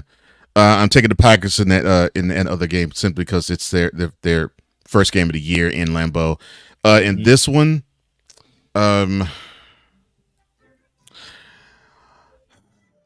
if Sean Payton actually plays quarterback, then I'd pick the Broncos. You are stupid. Dolphins. You are stupid. I'm going Fins up with my boy A Pizzle. Yep. Fins up. That's how we all feel. Bills and Redskins, 1 p.m. Bills laying 6.5 inside Landover, Maryland. Expect a full house. I don't know. Cole, you first. Okay. Look, Sam Howell has done a wonderful job these first 2 weeks.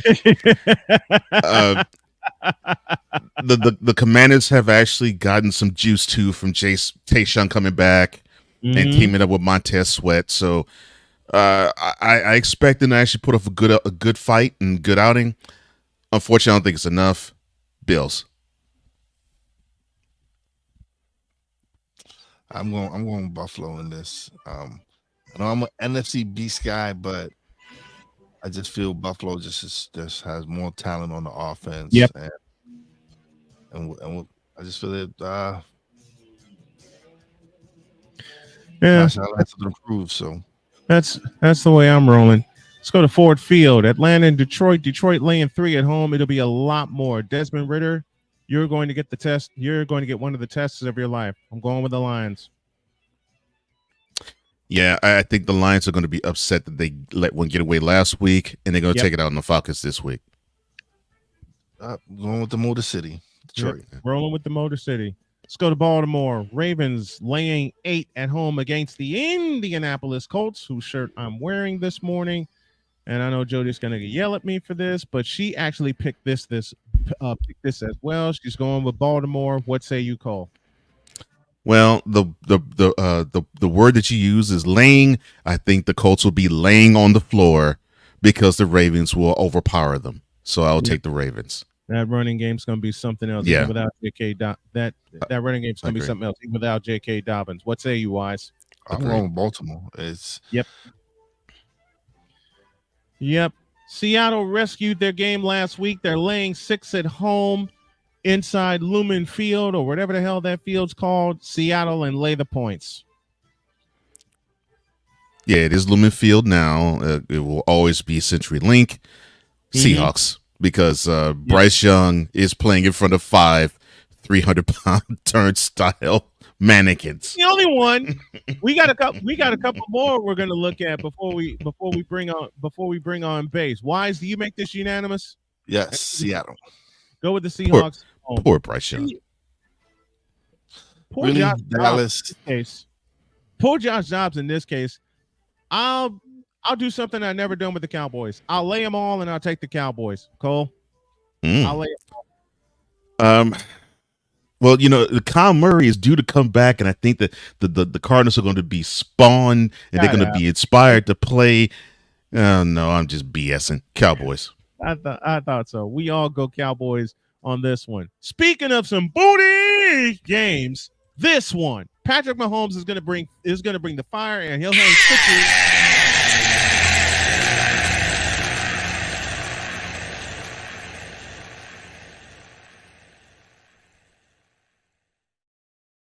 that's all of our opinion because the Bears are a bunch of dumpster pelicans in a dumpster fire. Let's go to Sunday Night Football in Vegas. Vegas actually favored by 3 against Pittsburgh. Can this game end in a tie? And I'm supposed to do this game, and I'll let Cole know if I'm going to do this or not. It depends on my work schedule. I don't know. Well, for the sake of Garoppolo, I'll take the Raiders, but my mind says otherwise. Go ahead, Cole. Unfortunately, Vegas does have it right because you got defensively for the Raiders. You have for the Steelers offense. And the Steelers defense is really the Steelers defense is really good, and the Raiders offense is okay.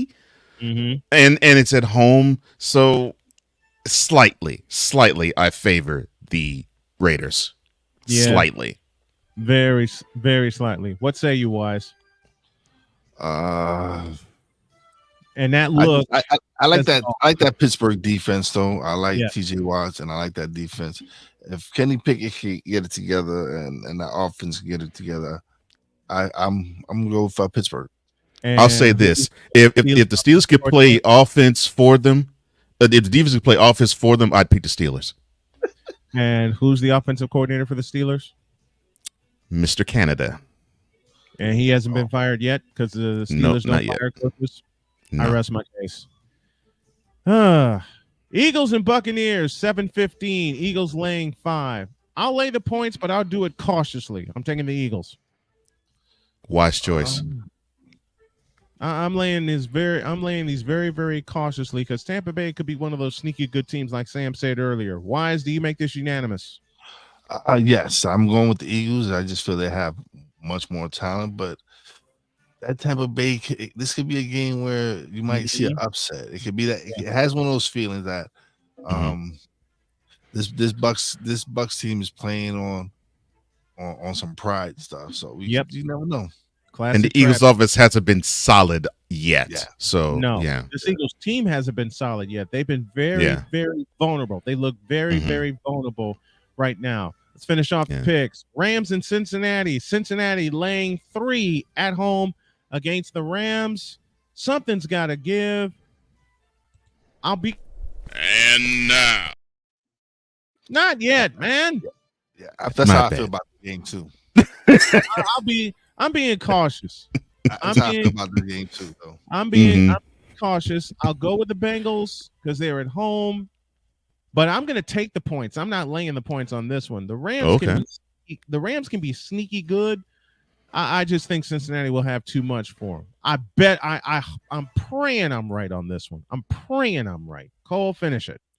I'm thinking that the Bengals backs are against the wall on this. I mean, they've had 2 horrendous games to start the season. I think they do not want to have 3 to begin it. And the Rams can be sneaky good, but they can be sneaky horrible too. So I will go with the Bengals. Yeah, this could be an up and down type season for both of these teams. Even though the Rams did look good in week 1, they look kind of in week 2 after they allowed the Niners to tie the game at 17 apiece going into half, which was the biggest play of that game because the Rams never recovered after the offense for the 49ers punched them in the mouth. Those are our BetUS.com game picks brought to you by BetUS.com, where the game begins. Now push the button.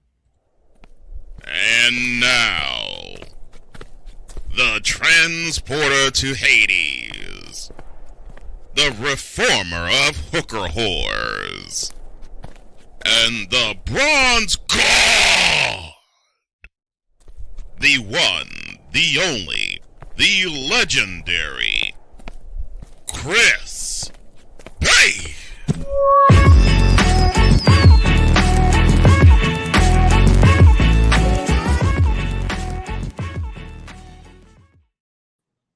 Hometown of Chicago, and my homie Chris Bass is here with us this morning. A happy boom shakalaka to you, old bald brother of mine, and we love having you. Well, I love the love. Of course, as always, what's up to the Rain Man? What's up to the Mad Scientist? What's up to the hooded down G of Wize El Jefe? And to the boys and girls in the comment section, a happy boom shakalaka to you. The hooded down G. Hooded down G. What can I say, man? It's bad hair day. You got bad hair day? Okay. So that's bad hair day for you. Okay, gotcha. All right. All right, so what is on your mind, sir? A lot. I come with a very mean heart. It has nothing to do with this program or anybody involved. It's just that I hate my neighbors. And it's been a very wild morning before all this started. And I might have to jump off real talk because we have maintenance going up and down the stairs here in the building. So I might have to jump off because my upstairs neighbors have definitely need to go back to hell. That's a whole different Lord. So wow. My next door neighbors, they have a dog. I don't know what the dog is. One of them animated dogs that you get from the test tube, and it's you can't sneeze around it because it's allergenic, whatever the hell it is, and it's a hypo dog, Scooby Doo looking thing. So whatever it is, the children, who are two girls, so I'm like here, obviously, then the neighbor's next door to me. So we have a back door. This is right next here to my apartment. So they come to the back door. You hear the mutt scrambling and everything. And what usually that they do is that the mutt would mess up the floor mat and my welcome mat outside of my door. They never straighten it out. They never try to say, okay, well, let's go back and straighten it out. They're rat bastards on that count alone.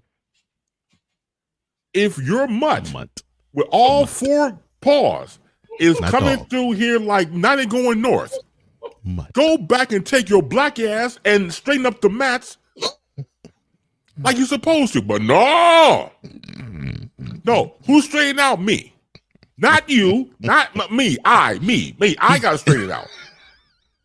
Me find me, because it's tiring.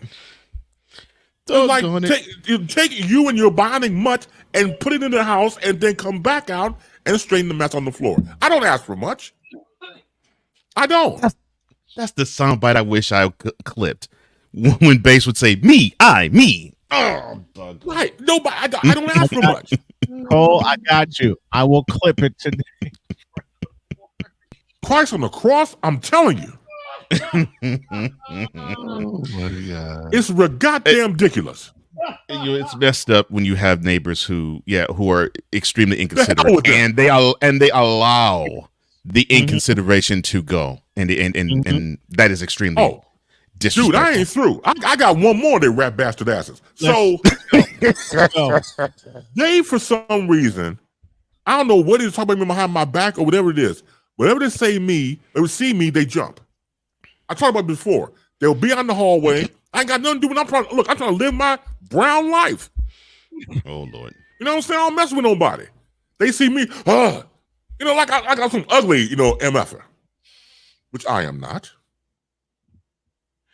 But you could have swore I came from, zombie land. And they jump and they do all the goddamn time. And I'm tired. It's like, look, I ain't the one. Because again, when they would come around with that hypo mutt that they jump around with, they see me, ain't no damn, it's not that serious. So when I see them, I give it right back to them. So, considering you said that you're brown, I'm assuming the neighbors who are scared of you are not. They're brown too. Oh, Lord, that's sad. Yes. All I have to say, man, they ain't the one, man. They about to catch some hell. All I have to say to them are, "You fool! You do it again! Lord do it again! have You mercy. fool!" That was a good one. It looked like you're about to crap yourself, Raymond. Really. Man, that's like indigestion type fool. You should have seen the entire rant. Look, I don't have to be around you. I've seen all your rants, Doc. I've seen enough to last me a lifetime, Doc. Yeah. Let the new kids on the block. I'm sorry. I know Wize don't like anything Boston. That's how I hate my neighbors. The way Wize El Jefe hates Boston. The wrong stuff. You gotta play. Cole, you gotta play that PS. You gotta play that. Yeah. I'm with you on that. That's how I hate my neighbors, man. Please Look at that. They Look Boston. at that Wize PSA. They Boston. Oh, Lord. my. Oh, my. Oh Lord, have mercy. So you're saying this is how? Oh The Lord. following is a public service announcement from Wize El Jefe. Boston. This has been a public service announcement from Wize El Jefe. That's about right. Wize El Jefe, you are right. I tell you, about right. Because that's how I hate my neighbors, man. The hell with them. I feel They you. DOD and SOS. They stuck on stupid and dangling on dumb. Wow. Double acronymed. Okay. As I've said often this week in the immortal words of the late great Jack Buck, pardon me while I stand up and applaud for that double play right there. They are so horrendous. You double acronym them. Wow. Okay. Stuck on stupid and dangling on dumb. Yes. That's a must. That's a must clip, and that's a must use. A sauce dod. A sauce dod. Oh gosh. I apologize for my behavior. No. Don't apologize for behavior. They simply need to they simply need to apply here. So I realized that I think even though it's not advertised, right, there has to be a place for stupid people. We don't know because we're not stupid, so we don't know anything about it. It's like a secret club society. Oh my gosh. So I come to the conclusion that he graduated from SU, stupid university. Yeah, all the stupid ass letters that go along with graduating high honors of being stupid. I can't do no more, man. Vámonos, dominos, vámonos. Stupid university, where everyone graduates. Magna cum stupid. Base, I got a question for you, Base, and this is this goes along the line of stupid people. Yeah, go ahead. Someone I truly enjoy talking about. I really do love talking about him. And we will talk about him later on today. This fat, greasy 12 sandwich eating bastard. That kind of guy, yeah. Mr. Jason Whitless. Why is he hating so much on Dion? Like, why is this man? This is only a part of Wize's upcoming rant, folks. This is only a small. I just gotta know part of it. You're professional. You're professional, Base. You're professional. And this man has no professionalism whatsoever. None. He's what you call a rat bastard. This is your rat bastard. Yes, this is him. He is that right there. But this man, what? It's like you're supposed to be a professional, but none of this comes out. None of this professionalism comes out as far as it comes to Dion. Why do you think he hates Dion so much? Victor says, "Oh wait." Victor says, "Oh wait, we're talking about that stuffed pig again." Yeah.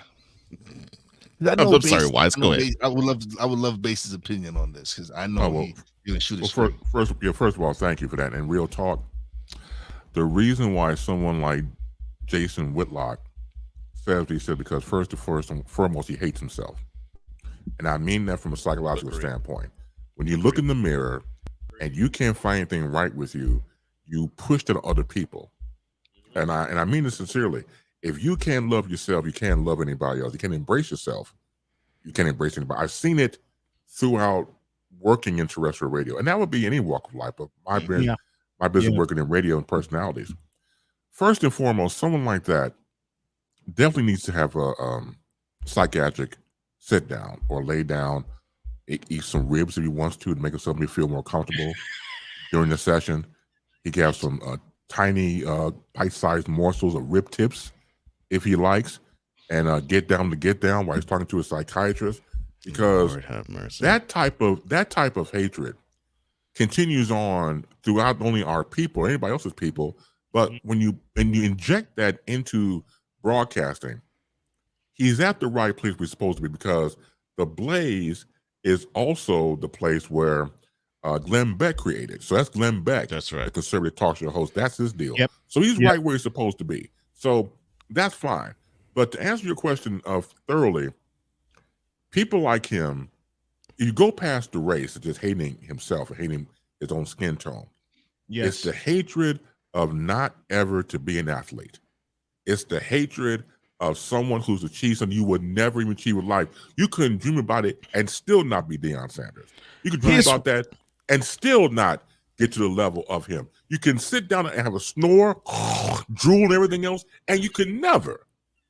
You can purchase the sunglasses, you can do what you ever do, but you can't even, look, you can't even take a whiff of Deion Sanders' jock strap.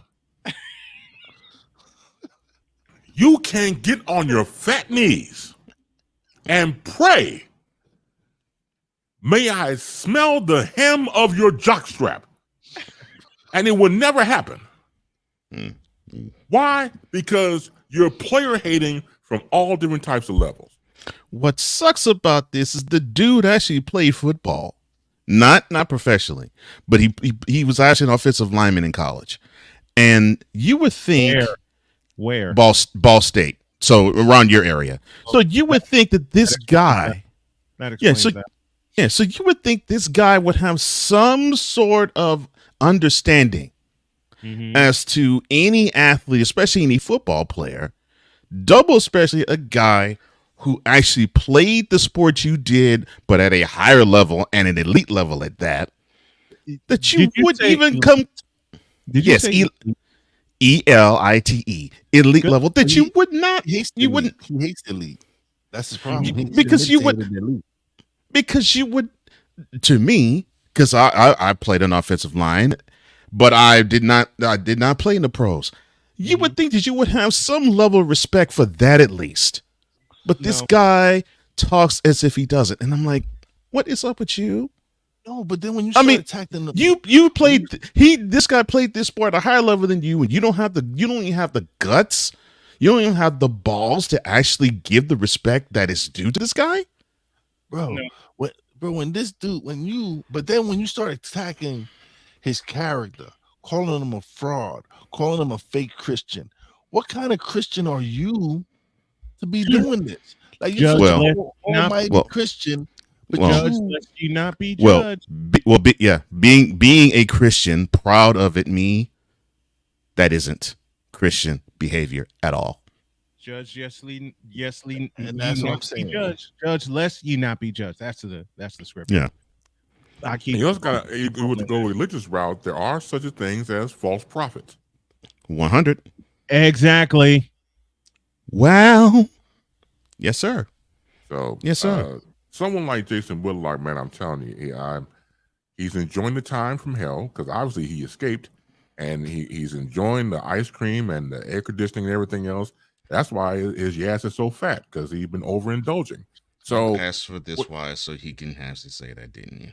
No, look, man. When you deal with a person, I mean, think about working with somebody on a daily basis, man. That hurts. I dealt with some brothers like that, man. It's like you, like me personally. This before I sired myself with a butter knife to put people back to hell all those years ago. I could have got me a steak and put it through these Negroes' hearts and say, you gotta go back. Hey, man, you beyond. You're not even Dracula or Blackula. The way you guys actually insulted those vampires. Yep. Put that stake in the heart, man, and then and don't do them with 6 feet under, do 12 feet or 18. Triple it. Hey, tell you what, let's just burn them, man. Let's just burn. No, I'm not trying to start anything, but you can burn the body, get all the ash and everything else. And some people out there, hey, man, that's the ash going to waste. All right, then you smoke them. Or as Wize, can we just cue the music and send Jason Whitlock back to hell, please? Or as Wize, or as Wize said, wrap up in the sheets that he espouses and supports.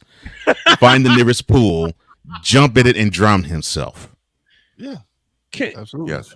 Cole, what's that clip you led the commercial break with Wize? Oh, with Wize? Yes. Not the PSA, but yeah, not the PSA. You mean know what piece we're talking about? You're not talking about the F Dallas one, are you? No. Okay. When you put the no sign on. Oh yeah. Okay, hold on. Let me see if I can find it. Yeah, Can you I play know that exactly. Can you play that? Yeah, for sure. bass? No problem. Let's see if I can find it, and a I will salute- definitely play it. And a salute to bass. Yes, definitely.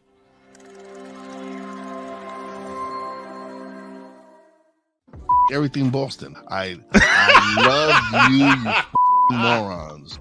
New Kids on the Block, New Edition. Dear whatever the law firm is.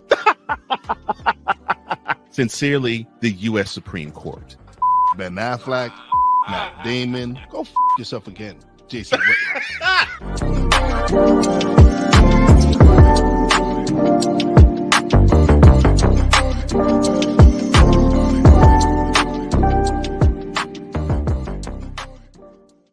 Ready to. He said, "Go F yourself again, Jason." Again. Yes. He said again. Go F yourself again. I've said it numerous times. He said it numerous times. Still, yeah. Yes, he has. Quick programming note: mentality is back on Snowman Multimedia, television and radio, 5 days a week, beginning Monday. Had to get some things reorganized. Also, Cole Sports will be replayed on Snowman on a Snowman Multimedia and caught live as well. Got a pretty good handle on my schedule since I've returned to work. Just a matter of getting everything together. And I must praise my beautiful wife, Jody K, for helping with my schedule as well, and making sure that I write everything down. And I got the schedule right here in front of me. The picks, she helped me get organized. She helped me organize the picks this morning, and must invoke all kinds of love and praise on my beloved Dr. K for helping with this morning's show, and to you, Wize, for your wonderful rant on the city of Boston, which I love kind of listening to. And I found the full one now, and I put it in my playlist. Just when I'm having a tough day at work, I play it when I'm out driving.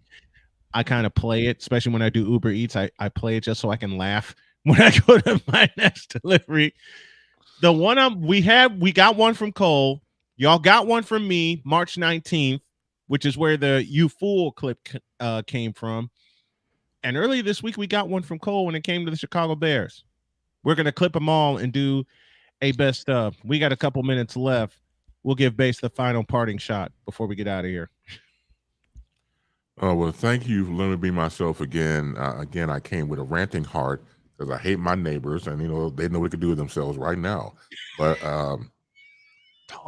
as always, it's always great to come here and get a chance to be with you gentlemen and things of that nature. So it really means a lot to me. Just of course the plug that is almost really shameless. I can't even pay myself anymore. So when you go to Facebook and YouTube, I'm on YouTube channel now, and Facebook, and you type in Chris Bass, CHRIS, B as in broadcasting, ASC. You check it out. You see me. I told you about 8,000 Chris Basses. They all go back to hell too. I'm the original. Make sure you become a part of that. Hey man, I'm on the road, man. Everybody going to hell. So make sure you like and share, make sure you become friends. Also on YouTube, make sure you subscribe, like, and share. Make sure you go to 5 of your friends and 15 of your enemies at this stage of the game. Now. Chris Bass will be in the air. It's 5 of your friends and 15 of your enemies. Woo. Oh today. Man, Chris Bass, my hometown. Inflation, yep. Huh? Inflation big time. Chris Bass from my hometown of Chicago. Thank you very much, brother. We all love you. We adore you. Thanks for coming again. Thank you, brother. Thank you, brother. Everybody in the comment section, have a great weekend. To my brother, a great weekend as well. Thank you. You too, man. Join the transporter to Hades. Your butt and gut becomes one. Join the reformer of hooker whores. This is my daughter, Placenta Booty Johnson. Join the bronze god. Whenever you are in distress, take off your baseball cap and throw it in the air. Join your very own superhero of broadcasting, Chris Bass. So whatever the color crown they get, they palm it and do 2 circles, and that translates to I can be the black people. As she takes you through the week's paces in Baseline. Live every Saturday at 8 a.m. Eastern, 7 a.m. Central, Pacific Time Zone people, just stay asleep when this is on live and just catch the recording. Oh, I'm sorry. Exclusively on the Chris Base YouTube channel.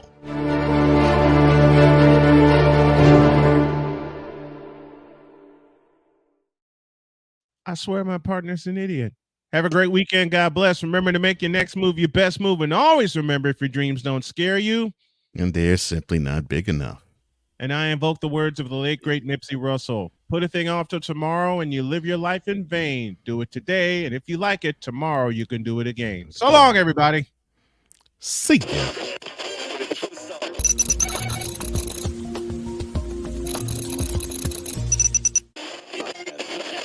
You fool!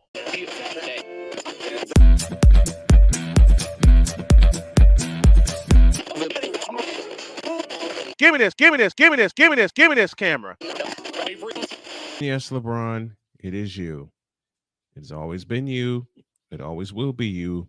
Forever and ever. Amen.